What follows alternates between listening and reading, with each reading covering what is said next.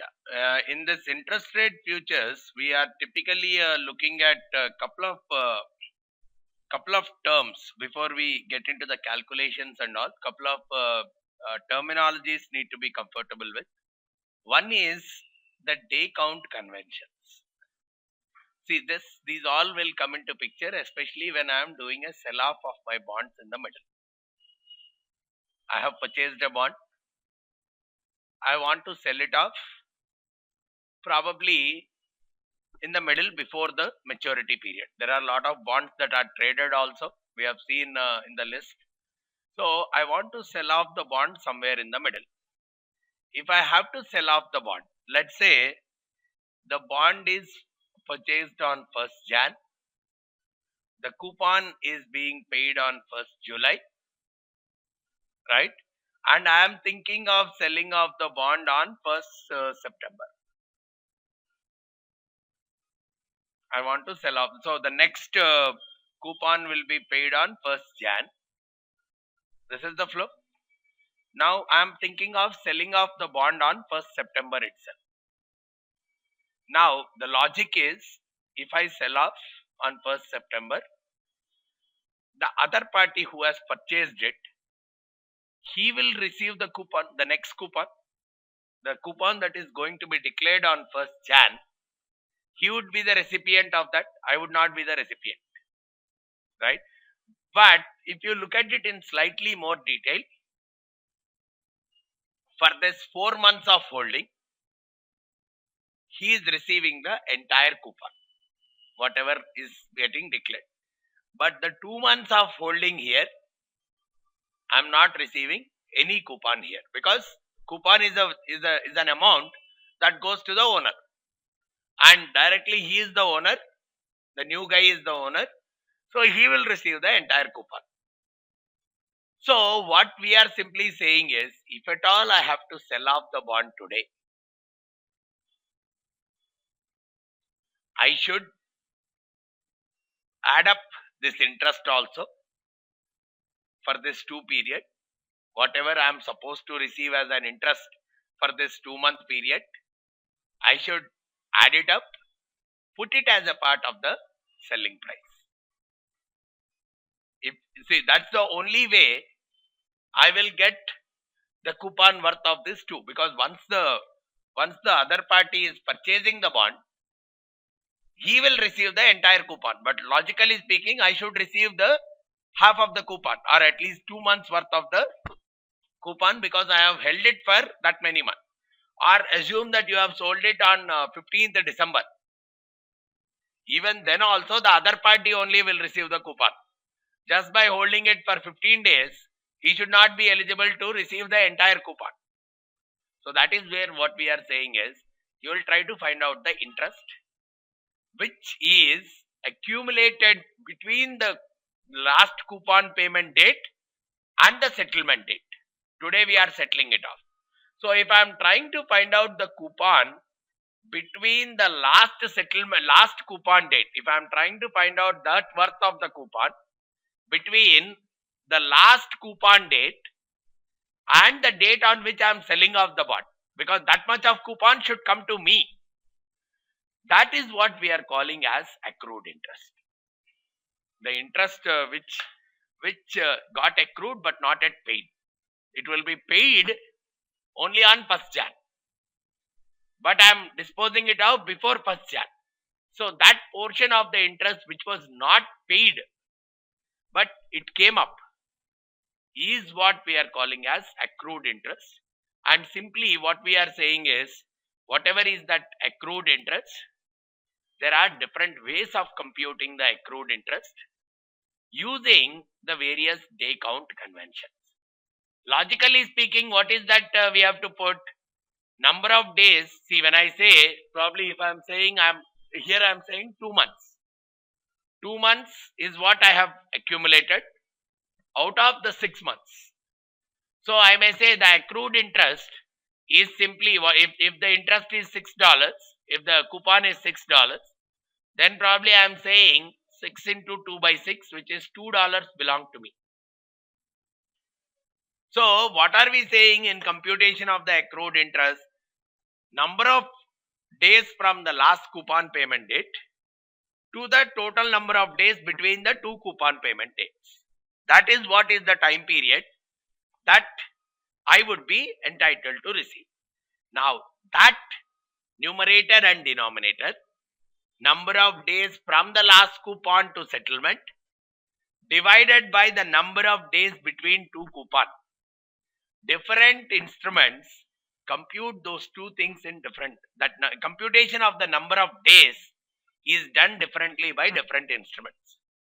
The three different ways that are available in the market are actual to actual, actual by actual, which means even, so let's say if you are simple logics, last coupon date 1st July, right? I will take just a quick example. Last coupon date is 1st July. We are selling it off on 1st September. The next coupon date is 1st Jan. Right? If I am going by actual mechanism. So numerator, which is the difference between these two, is in actual number of days.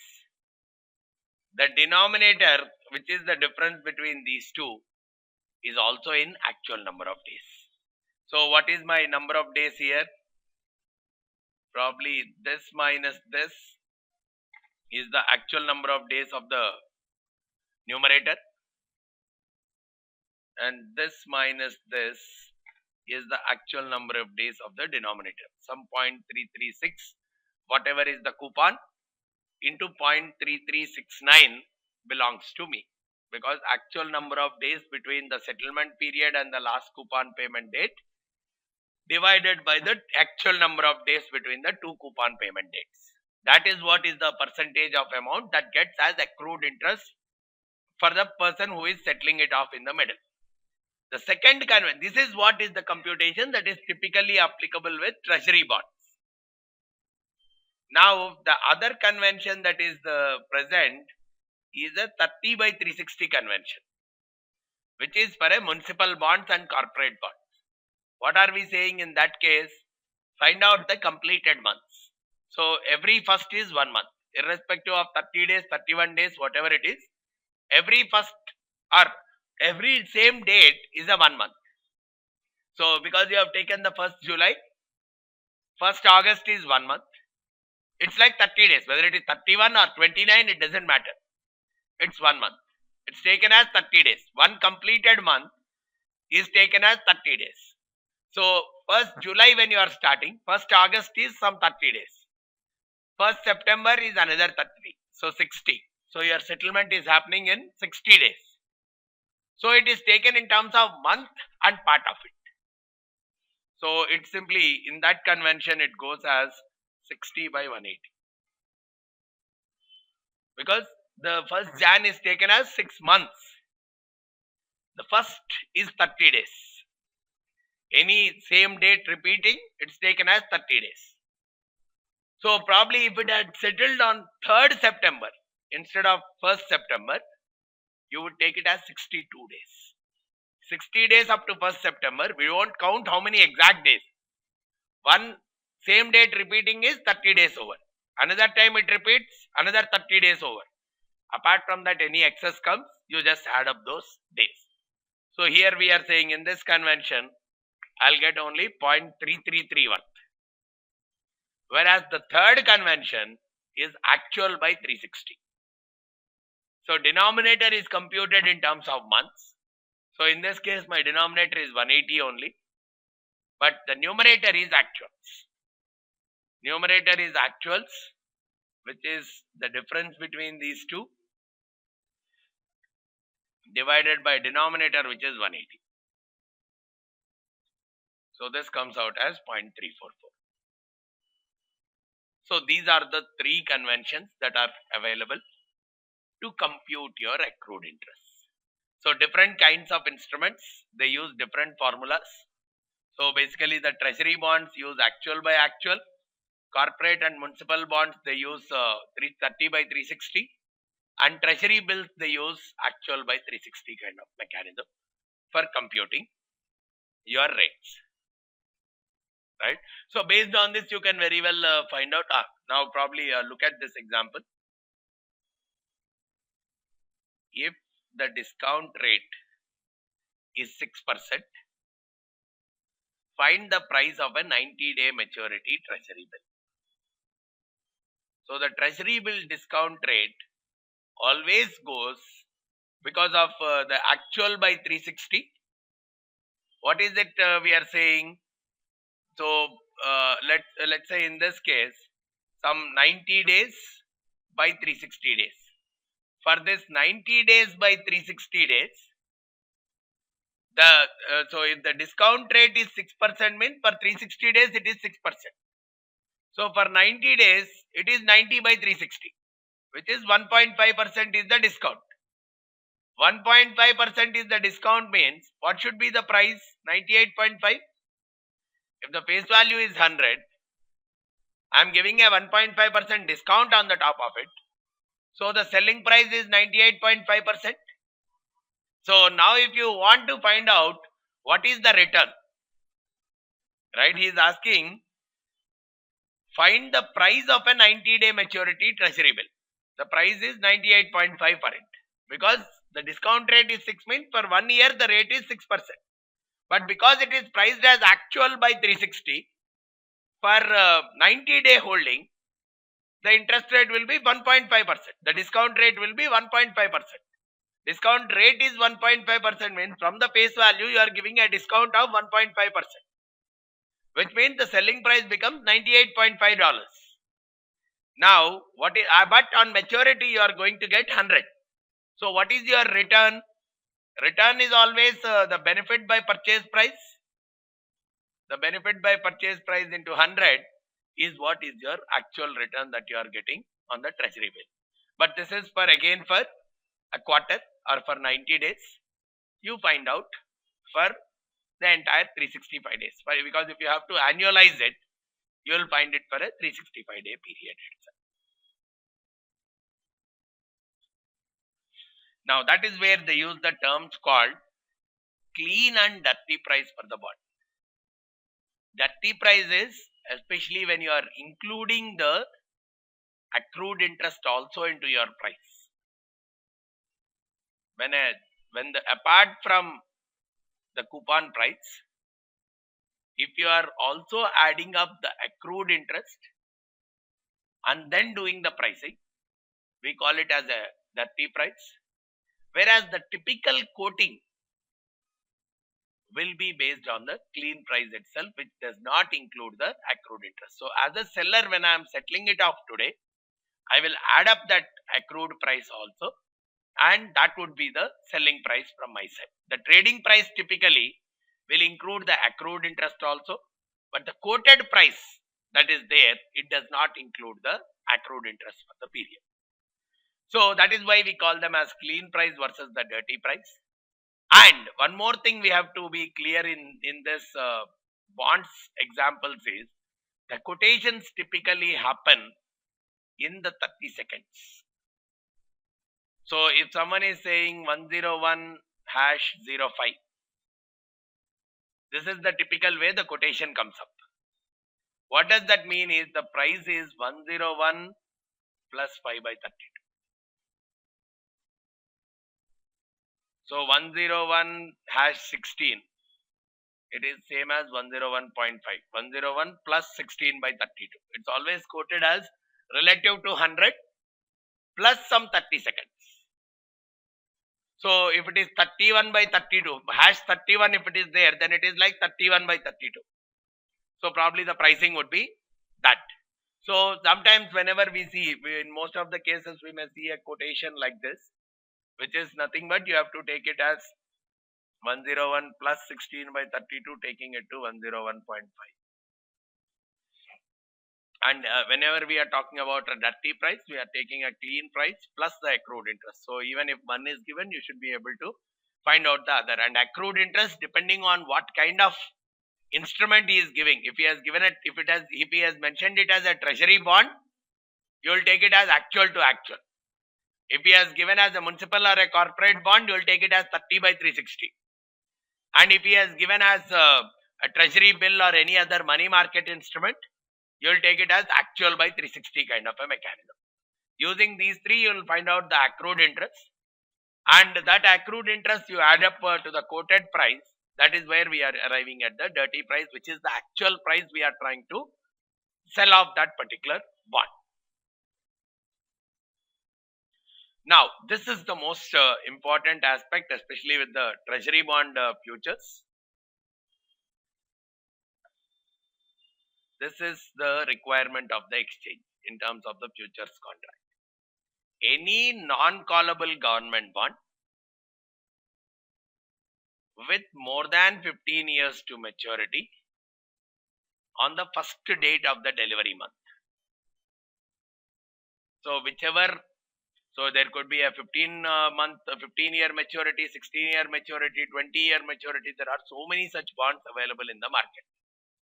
Now what it is saying is, it is your choice which one you want to deliver it to the long in the treasury bond futures. Now, so let's say we are talking about a treasury bond futures contract. There is one party who is getting long into it. There is another party who is short into it.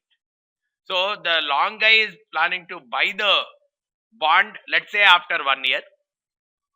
A short guy is planning to sell the bond after 1 year or 3 months, 6 months, whatever it is. The buying is happening after 3 months, selling is happening after 3 months. Now for that, there is a quoted value that is coming into picture, right? When we are talking about a futures price, there is a quoted value that is coming, a futures price that is coming into picture, saying, I will sell the bond to you. I will sell a treasury bond to you. After 3 months, the other party will say, I will buy the treasury bond after 3 months. Now, as a part of this contract, what is coming out is any bond that is more than 15 years to maturity and is non-callable, that can be accepted as a part of the treasury bond futures contract. And because there could be so many such bonds available in the market, there are so many options that are available from a seller's perspective. So because he can sell anything, what the futures market, futures exchange, in this case actually the Chicago Board of Options Trade, the CBOT, what it has come up with is, for each of the bonds that are available, it has come out with something called a conversion factor. The conversion factor is typically published on a day-to-day basis. And what is the way they are coming up with the conversion factor? I'll come there. So it is updated on a day-to-day basis. The way it is computed is like this. The conversion factor for each of the bond, the discounted price of the bond, which you can very well find out, which is the present value of the future cash flows the bond is going to give. I am finding out the discounted price of the bond minus the accrued interest divided by the face value of the bond. So if the bond is trading at a premium, which means the discounted price is much higher, the present value of the futures price is going to be much higher, minus the accrued interest. Accrued interest, if it is very small, the conversion factor is going to be much higher. For all premium bonds, we see that the conversion factor will be much higher. And for all the discount bonds, the conversion factor is going to be much lesser. As we are clearly seeing, and every day this changes, because the discounted price will change. Depending on the interest rates changing, the discounted price will change. Accrued interest will change with a everyday computation, because actual by actual, if that is the model, the actual keeps changing with every 1 day coming closer to maturity. So the accrued interest will keep changing. Face value may or may not change. So depending on this, the conversion factor will change on a day-to-day basis. and that is what is being published by the exchange. Now look at both the positions. Let's say you are short on the futures market. What is that the short will receive? Whatever is the quoted futures price on that day, whatever is the future market futures price that is available in that day, times the conversion factor plus whatever is the accrued interest. That is what is the short going to receive. Because short is see, on that day you have got into an agreement. You have got into an agreement that I will sell the bond at a specific price. So whatever is that specific price is the quoted futures price. And because there is a conversion factor that is associated with it, he will get that much times the quoted future price. And because he is selling it after some days, he is selling the bond after some days, he will bring in the dirty price. Because there is a price from the last coupon. I mean, there is an accrued interest between the last coupon payment date and the settlement date. So that accrued interest for that much of time period, he will be receiving. So the total cash which the short position would be receiving is this much. Now, let's assume he has to purchase the bond. What is the purchase price for him? Whatever is the quoted bond price and whatever is the accrued interest that is there, he has to pay for it, because the seller of the bond right now, he will be charging that accrued interest also. So I have to purchase both the quoted bond price plus the accrued interest. Now, which means I am purchasing it at this price. I have to deliver it at this price. The difference between the two is what is the cost to deliver for me. I am purchasing it at this price. I am delivering it at this price because I am receiving this much money. Purchasing at this price, delivering at this price. The difference between the two is what is the cost to deliver the bond. And wherever that cost to deliver, so if you look at the cost to deliver the bond, this minus this. So accrued interest, if I am taking out on both, it is nothing but quoted bond price minus quoted futures price times the conversion factor. So that is what is the cost to deliver that particular bond.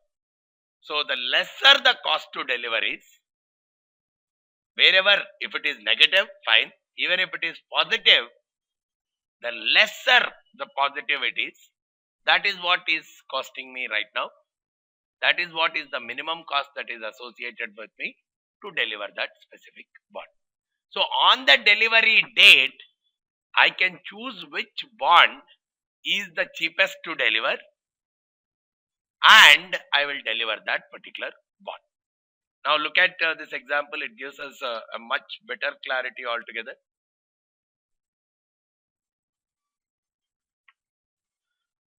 Let's say the coupon of 10% is being paid semi-annually, and 1.1 is the conversion factor,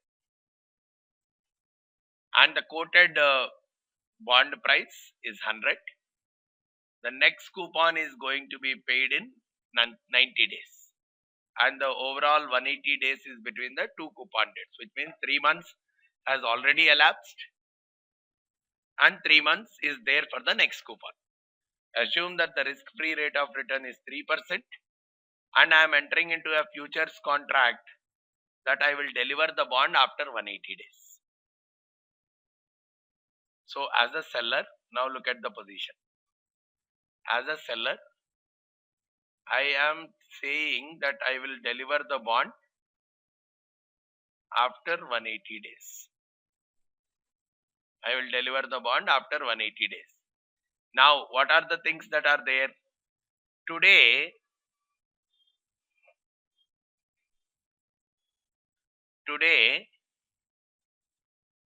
the price of the bond is, so I have to compute the futures price. Today, the price of the bond is 100, right? And what is that we are saying? The conversion factor is 1.1 as of today. So, and we are also saying that the next coupon will come here. So, if I am a seller who is planning to sell off on this date, I have to, this part comes to me, this part is received by me. So, I have to reduce the price by this much extent and then compute the future price. Now, let's go on a step-by-step basis on this. So, the first thing for me, if at all I have to go on a simple logical note, the futures price has to be a S naught into e power RT only. But I cannot do like that because there are some more complications. There is a coupon that is going to come up, right? And we are talking about a cheapest to deliver kind of a bond, wherein I'm looking at the conversion factor and all those things I have to consider. Now look at it as from the purchase price standpoint. Let's say first of all I have to purchase the bond in the market. If I have to purchase the bond in the market, I have to go with this quoted bond price plus the accrued interest. In this case, the quoted bond price is 100. And what is the accrued interest that is coming up? For the 3 months. 3 months is the accrued interest part. So 3 months and the coupon is 5. 10% annual, but it is paid on a semi-annual basis. So either I take it as 10 into 3 by 12 and say 2.5 is the accrued interest for this period, because for 6-month period 5 is the coupon. Out of that 3 months, if I have to purchase the bond here and deliver, there is 3 more months where someone else is taking the coupon. So basically it ends up that I have to purchase it at 102.5 if at all I have to deliver the bond on this date. Right, the coupon, see, the current quoted price is 100 for the bond. So what would be, let's assume that the 3 months discounting is happening. Right, if at all I want to find out the futures price as on this date, it should become S naught into e power RT. But here we are talking about a bond for which the coupon is 90 days later. So if at all I have to purchase it today, I have to remove this. If at all I have to purchase it today, I have to remove this 2.5 and then make e power RT. So I am removing this 2.5, which means 97.5, sorry, not 1 or 2.5. We are at? No.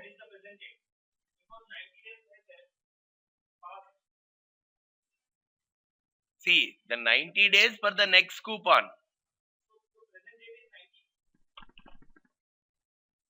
Okay, let me make it something more clear for you. See, we are talking about today. Today I am entering into a contract. Today I am entering into a contract to sell a bond. So, to sell a bond futures. I am selling into a contract to sell a bond futures. That bond futures, the expiry date is 180 days. So, which means, look at this. The bond has to be delivered in 180 days. I have to deliver it. If I already have the bond, I'll deliver it. Assume I don't have the bond. I have to purchase the bond and then sell it. Right? If I have it, I'm delivering it immediately. If I'm not having it, I'm purchasing and delivering. So if I have to purchase it at that point, probably assume that I have taken a loan to purchase it. So which means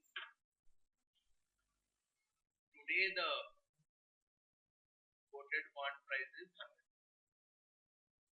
So which means if I am purchasing the bond today itself, think of it like this. If I am purchasing the bond today itself, the actual price that I have to pay is the quoted price plus accrued interest. The accrued interest is how much? So the 100 plus whatever is 2.5. If at all I have to purchase the bond today, I have to pay 102.5. Right? Assuming that I have to deliver that bond not today, not today, but after 180 days. If at all I am purchasing the bond, I have to pay 102.5 today itself. Right? But if I am talking about purchasing the same bond, instead of today, I have to purchase it on this day. What could be my expected purchase price on this day? Probably I can take it as e power RT, 100 into e power RT, or probably I can think of this much accrued interest to be locked out, and then I can make out into e power RT. S0 minus I into e power RT is what I can very well do. Instead of purchasing it today, if at all I have to purchase it on that day, I can do this. S0 minus I. So what is that I am trying to do? If I am purchasing it on this date, whatever is the current price, logically speaking, based on this current price, it should become S0 into e power RT on this date. But because there is one coupon that is going to come up, I cannot directly take S0 into e power RT. As a buyer, I will not, if I buy it here, I will get this coupon. But if I buy it here, I will not get this coupon. So actually speaking, this day's price for me should be S0 minus I into e power RT. Is there any question on this? See, just take these two scenarios, purchasing it today versus purchasing it after 6 months. If I am purchasing it today, I will get this money. This coupon I am going to receive. So probably I can pay S0 into e power, if assume that this coupon part is not there. Today S0, after 6 months S0 into e power RT. But in this scenario, there is a 90 that I am foregoing. After 90 days, if at all I had purchased it today, I would have received some money, 2.5. I would have received after 90 days. Right? But because I am purchasing it here, I am foregoing that 2.5. Right? Look at it as a buyer. If I buy it today, I will get that 2.5. If assume that there was no intermediate payment at all, then your future price is S0 into e power RT. That formula we have already seen. Now when I am saying there is a foregoing of a coupon that is coming up. So coupon foregoing is coming up, means that should be figured out into my price. So I should lessen out that particular value, S0 minus I into e power RT. So my actual futures price should be S0 into I, S0 minus I into e power RT. If at all I have to purchase the bond after 180 days, I am saying the purchase price is nothing but I should set the purchase price at S naught minus I. I is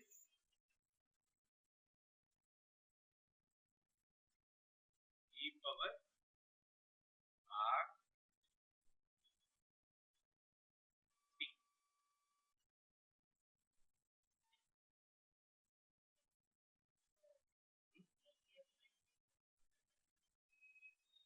100 minus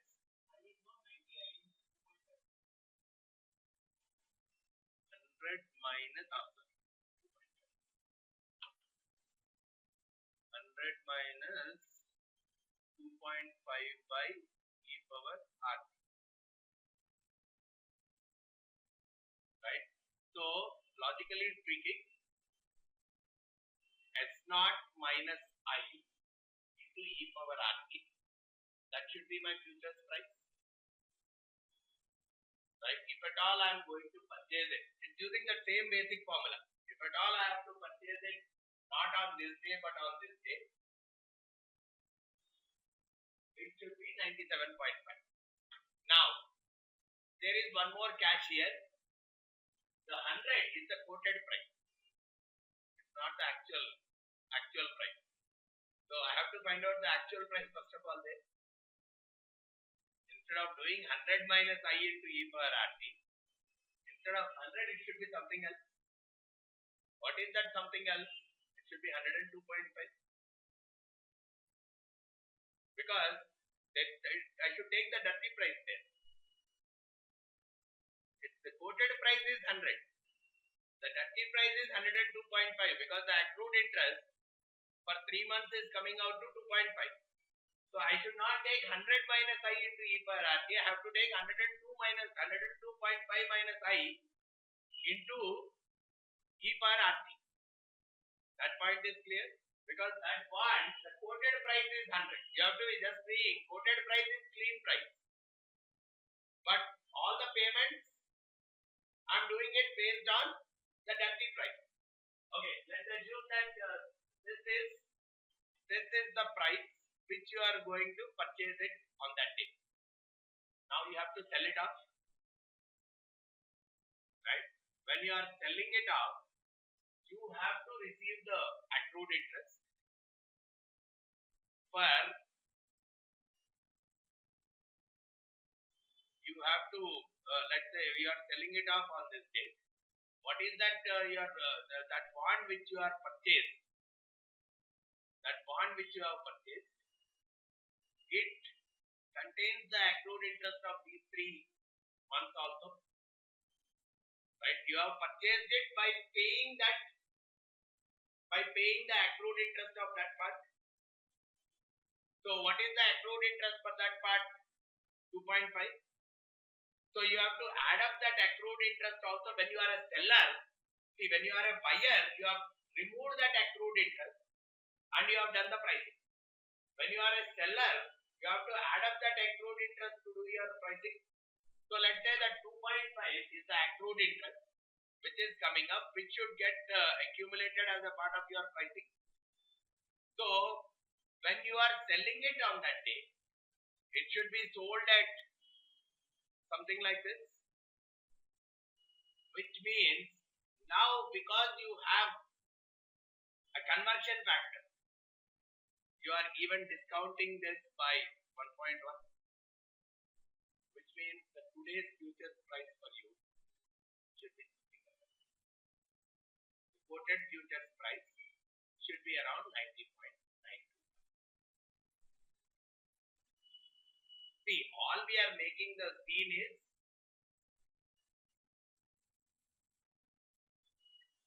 I have to purchase the bond.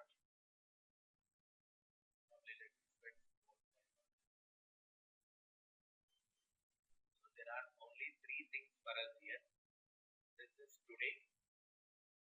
This is 180 days where you have to sell the bond. And probably you are even thinking of buying the bond also on this day. Buying and selling. Both you are doing on this day only. Today you are entering into a futures contract. And the bond as such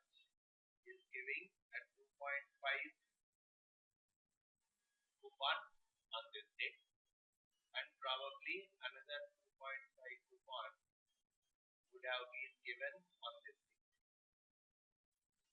Now you have to purchase the bond. You are purchasing the bond on this day. The other information, whatever you have, is 100 is the quoted price of the bond here. If 100 is the quoted price here, right, for the next period, what it should be, 100 into e power RT. If there was nothing in the middle, the future price should be 100 into e power RT. But now what we are saying is, the bond, we are not talking about the futures market at all. We are just saying, if the price of the bond today is 100,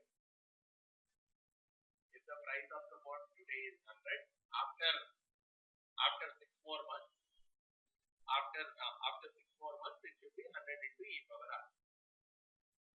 So logically speaking, if I say quoted price on this day for the bond, forget about the clean dirty and all.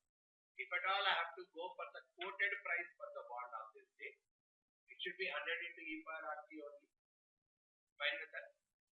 The quoted price only, if I have to talk about, it should be 100 into e power RT itself.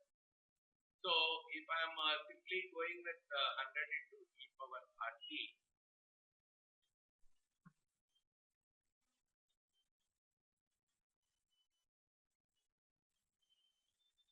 this should be the quoted price. But because I am trying to purchase the bond on this day, I would be foregoing. I would be getting the coupon. I would be getting the coupon in the next 3 months. But at the same time, the seller is foregoing the coupon for the last year. So he has to actually bring in that coupon amount also. So if he has to bring in that coupon amount, all we are saying is, this coupon, you take it to this date, because we know 100 here. We know 100 as the quoted price here. For this, remove this coupon part and do an adjustment to this date. And from there you do an e power RT to this date. You can very well do it. Right? On this day we know it is 100. If I remove this impact of the coupon, it is becoming 100 minus 2.5 by e power RT and probably plus 2.5 also, because I have to take the impact of this coupon. I have to take the impact of the previous coupon, which is the accrued interest, and I am removing the impact of this coupon, which is what actually is the price on this date. The dirty price on this date. This I am taking it to this date using e power RT. So this should be my quoted future price. So this is the amount I should typically receive. But so if this is the amount I should receive when I am selling it, so it is nothing but quoted future price plus or multiplied by the conversion factor. That is what I am supposed to receive. And now if I am purchasing a bond on this date, it should be this price, whatever is coming on this date.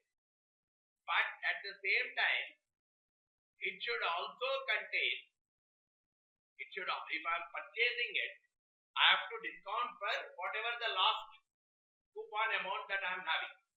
So the last coupon I am subtracting it and then finding out e power RT. So that is my purchase price. Now, if at all the deal has to happen between a buyer and a seller, the quoted future price times the conversion factor should be equal to the quoted, future value of the quoted bond price. Equating these two, I am arriving at the quoted future So just, shifting yourself, saying I am not buying today, I am buying after 1 month or after 6 months. All the details are available as of today only. Simple logic wise, if I am buying something after 6 months, today's price is 100. If I am buying something after 6 months, I am simply adjusting the price to this.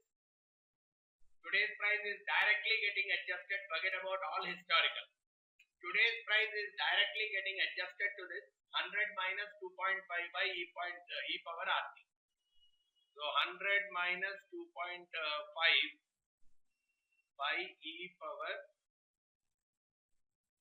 R.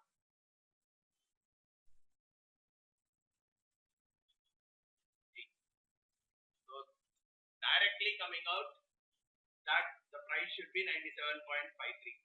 That's with the quoted price. We'll just work on the quoted price. The quoted price as of today should be 97.53 by doing the future coupon adjustment. Right? So this 97.53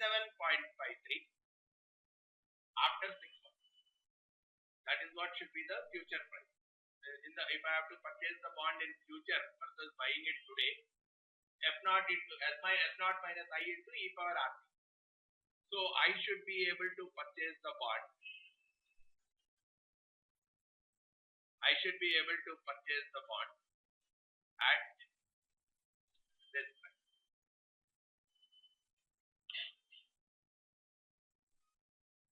F0 minus 2.5 e power RT. This is 0.25 because they are getting the coupon in 90 days itself. So you are purchasing the bond at this. So this should be the purchase price of the bond. And this is the quoted price. Right? We did not do the adjustment at the quoted price layer. See, we have taken the quoted price of 100. The future dividend, coupon, whatever is coming. Now this is the step-by-step process. Probably you can see. We starting with the quoted price of 100. We are adjusting the quoted price. Forget about clean dirty right for this moment. We are starting with a quoted price of 100. But we know that there is some coupon that is going to come up after 90 days.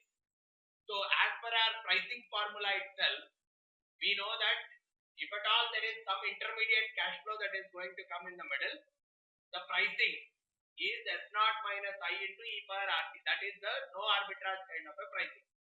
So when I did that no arbitrage kind of a pricing, I got 98.99. But this 98.99 still is the quoted price itself. Right? But because I am purchasing it, I am losing a coupon. I am losing a coupon of 2.5.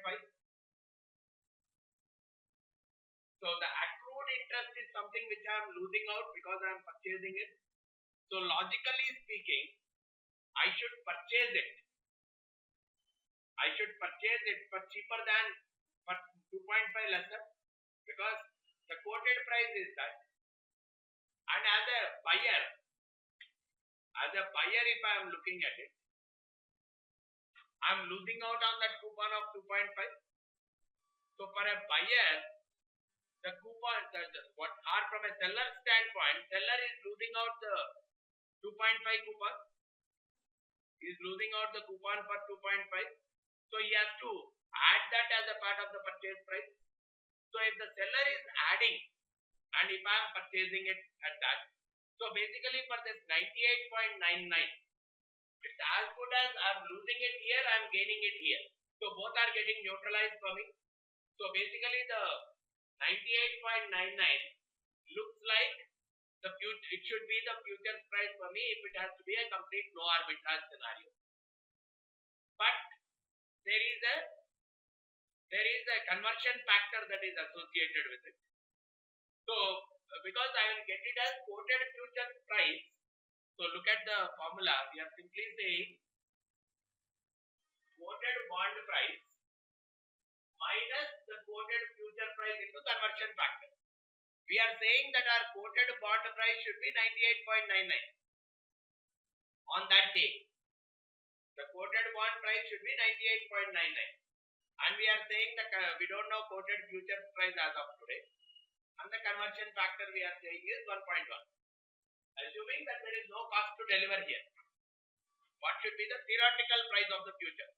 If it is more, then obviously my cost is going down. If it is less, my cost is going up. And there I will choose which is the cheapest to deliver. Right? If it is the theoretical future price, I am saying both of them should be equal. So the quoted bond price we got as 98.99. Conversion factor is 1.1. So probably when I have to find out the